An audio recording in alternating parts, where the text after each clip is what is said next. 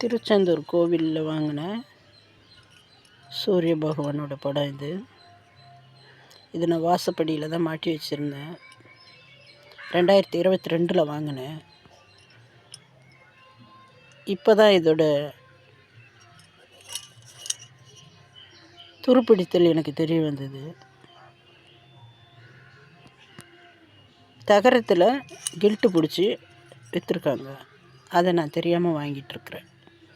இதனுடைய விலை 90 ரூபா.